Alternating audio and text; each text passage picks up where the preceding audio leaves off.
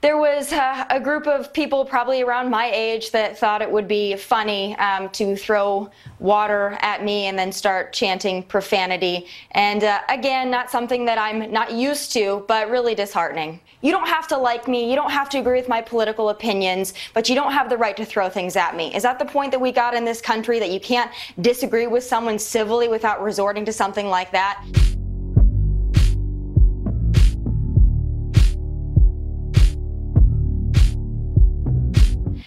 I'm tough, I can handle it. There are those out there that might not have as thick a skin, and that's the people that I worry about. Well, don't change who you are. You just keep doing your thing.